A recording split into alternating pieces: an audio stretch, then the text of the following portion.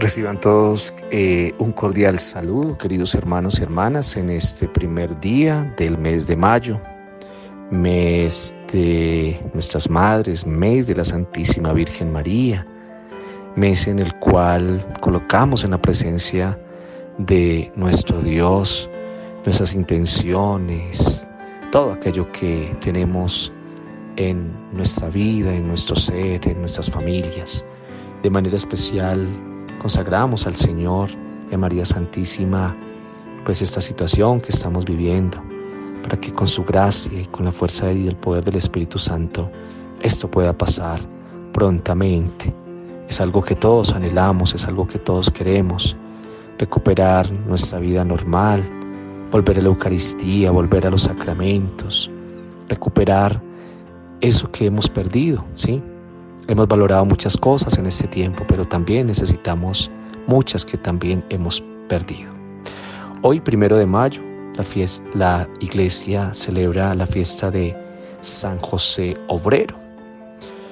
Bueno, San José era un humilde carpintero de Nazaret, un pueblo de Galilea. Con su laboriosidad proyectó la subsistencia de María y de Jesús e inició al Hijo de Dios en los trabajos de los hombres. En la escuela de Nazaret, José nos enseña que el trabajo es gozo y dolor, servicio a la comunidad y cercanía con Dios. También nosotros podemos con el trabajo no solo prolongar la obra del Creador, sino hacernos útiles a nuestros mismos hermanos.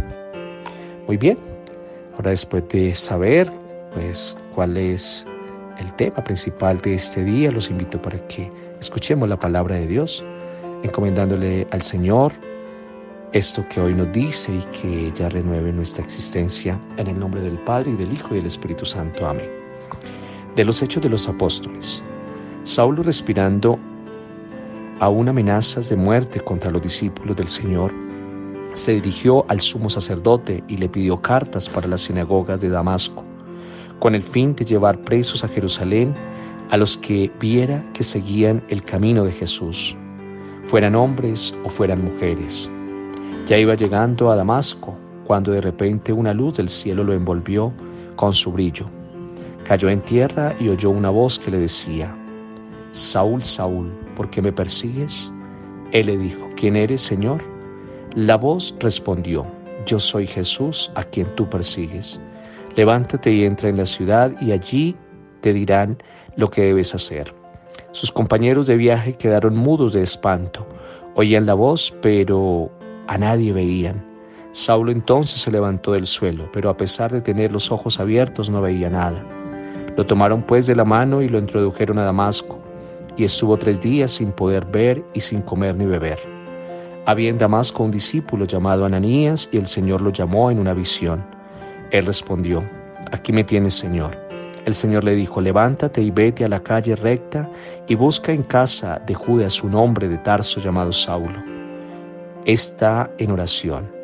Él, por su parte, ha visto en una visión que un hombre llamado Ananías va a entrar a imponerle las manos para que recobre la vista. Ananías respondió: Señor, he oído a muchos hablar de este hombre y de los males que ha causado a tus fieles en Jerusalén, y ha llegado aquí con autorización de los sumos sacerdotes para poner preso a todos los que invocan tu nombre.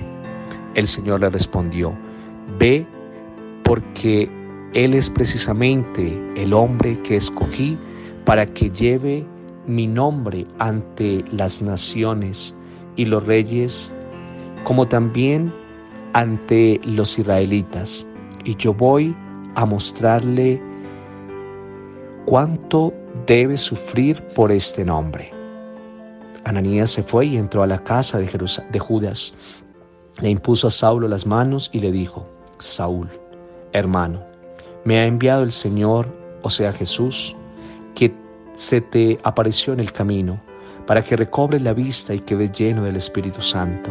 Y al instante se le cayeron de los ojos unas como costras y recobró la vista.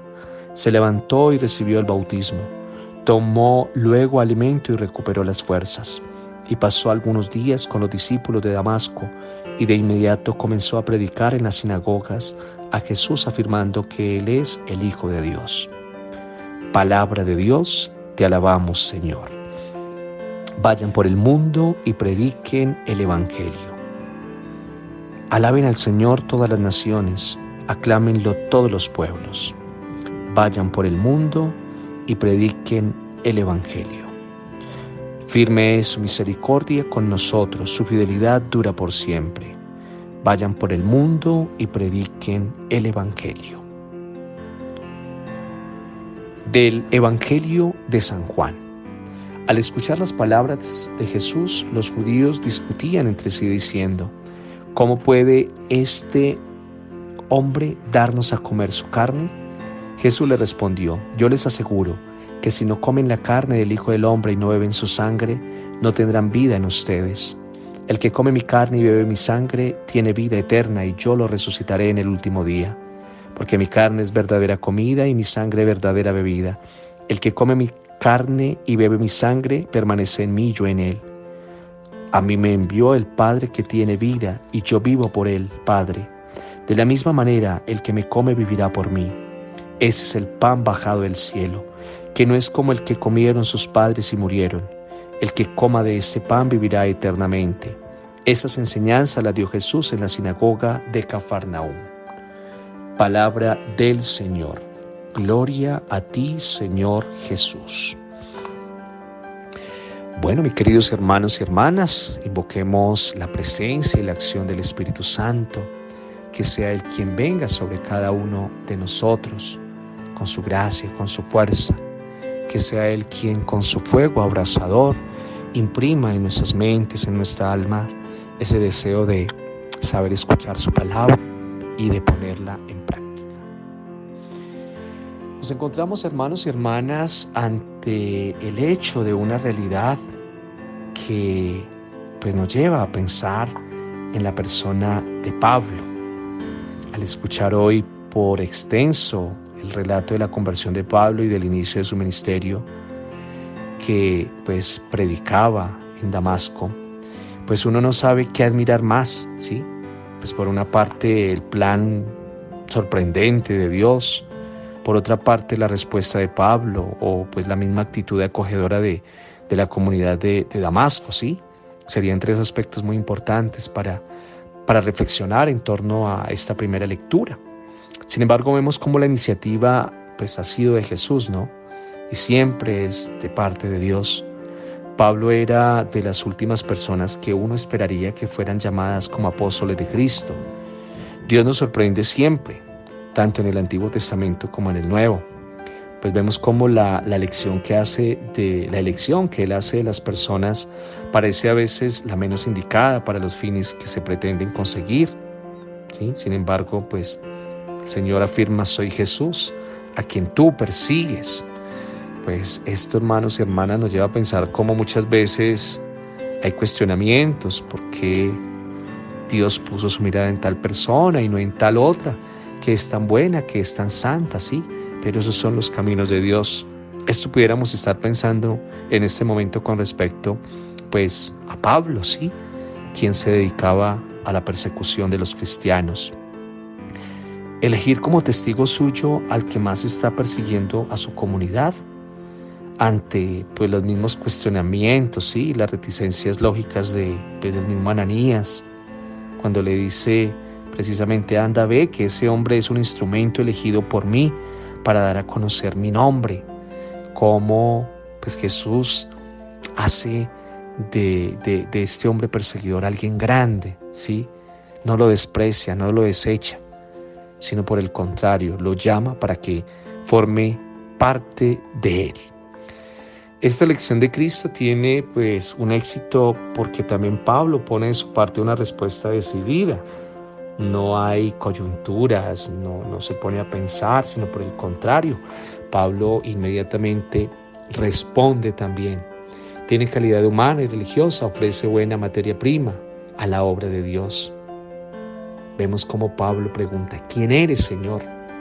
La respuesta de Pablo a Cristo es firme y generosa, y lo será durante toda la vida, durante todo el Nuevo Testamento. Podemos constatar la respuesta del mismo Pablo. Hasta ahora vemos cómo ha puesto su entusiasmo al servicio de una causa que creía justa, hasta con intransigencia. Ahora el encuentro de Pablo con el resucitado lo transforma. Se levanta, va a Damasco, recorre el camino de la iniciación bautismal y se dedica con decisión a la nueva causa, empezando a anunciar a Cristo Jesús. Esta es, hermanos y hermanas, o este es uno de los efectos principalmente de un encuentro verdadero con el resucitado. Él cambia vidas, Él cambia nuestra forma de ser, Él nos transforma, Él recupera situaciones que a veces parecen difíciles. Esto que hoy parece difícil, hermanos y hermanas, Jesús los puede transformar. Desafortunadamente todavía hay tantos corazones que no aceptan al Señor. Cuántos corazones incrédulos que aún en medio de esta situación, de esta pandemia, pues se atreven a juzgar, ¿sí? Se atreven quizás a decir al cuento de Dios no existe, ¿sí? En medio de estas dificultades. Vemos entonces cómo pues pronto se convencerá de que esto va a acarrear muchos disgustos. No lo recibirán siempre bien en las comunidades cristianas y sobre todo los judíos lo tacharán de traidor a Pablo. Por eso Jesús le manda a decir: yo le enseñaré lo que tiene que sufrir por mi nombre. Pues hermanos y hermanas, ofrezcámosle también al Señor esto, pues como una forma de sufrimiento, ¿no? Estamos sufriendo por, pues, causa de la persecución, ¿sí? Estamos sufriendo por muchos aspectos que en nuestra vida nos llevan sencillamente a pensar que hay efectos, ¿sí? Que quizás nos tienen en la situación que estamos. Pero sufrir por causa del Señor vale la pena. Tiene mérito también el que Ananías y la comunidad de Damasco, superando bastante rápidamente las naturales suspicacias, acojan a Pablo en su seno y se presten a guiarlo a una nueva situación. Yo quisiera que hoy cada uno de nosotros nos preguntáramos a partir de esta primera lectura de la conversión de Pablo, ¿sí? Que a veces somos duros con los demás, a veces solemos actuar de forma dura, juzgamos. Y quisiera que nos preguntáramos, ¿sabemos dar un voto de confianza a las personas como hizo Cristo con Pablo? En nuestra vida personal respondemos nosotros a la llamada de Dios con la misma prontitud incondicional de Pablo. A veces al Señor le sacamos muchas cosas, no tenemos tiempo para Él. Como comunidad tenemos un talante de acogida para todos, incluso para aquellos que han caído en faltas o nos resultan menos cómodas. ¿O ha habido personas que podrían haber sido muy válidas si hubieran encontrado en nosotros más acogida que la que encontraron? ¿Cuántos se van porque no los acogemos? ¿Cuántas personas las juzgamos por su proceder, porque han cometido errores? Aún en nuestra misma familia, ¿sí? Juzgamos a una persona. Pasando al Evangelio, podemos ver cómo en el final del discurso de Jesús sobre el pan de vida, el tema ya es claramente eucarístico. Antes hablaba de la fe, de ver y creer en el enviado de Dios. Ahora habla de comer y beber la carne y la sangre de Jesús, ¿sí? La cual va a dar para la vida del mundo en la cruz, pero también en la Eucaristía, porque ha querido que la comunidad celebre este memorial de la cruz. Vemos como el fruto de comer y beber a Cristo es el mismo que el de creer en Él, participar en su vida. Antes había dicho: el que cree tiene vida eterna. Ahora nos dice: el que come este pan vivirá para siempre. Hay dos versículos que describen de un modo admirable las consecuencias que la Eucaristía va a tener para cada uno de nosotros, según el pensamiento de Cristo. El que come mi carne y bebe mi sangre permanece, habita en mí y yo en él. La intercomunicación entre el resucitado y sus fieles en la Eucaristía. Queridos hermanos y queridas hermanas, que hoy a la luz de esta palabra cada uno de nosotros tengamos a Jesús como nuestro verdadero alimento, que desechemos de nuestra vida tantas falsas situaciones que nos encontramos, tantos alimentos que pertenecen al mundo, tantas situaciones que no nos llenan, sino que nos satisfacen por un momentico, por unas horas, y después pasan. Que Nuestra Señora del Pilar hoy nos proteja y nos siga guiando en este camino de luchas que estamos cada uno de nosotros enfrentando. Gloria al Padre, y al Hijo, y al Espíritu Santo, como era en el principio, ahora y siempre, por los siglos de los siglos. Amén. Oremos. Señor Jesús, que en la Eucaristía nos das a comer tu carne y a beber tu sangre, danos la gracia de recibirte siempre, siendo conscientes de lo que eso implica. Por Jesucristo nuestro Señor. Amén. Preguntémonos hoy, ¿qué consecuencias prácticas tiene en nuestra vida personal y comunitaria la participación en la Eucaristía diaria o dominical, en la que el Señor Jesús nos da a comer su carne y a beber su sangre?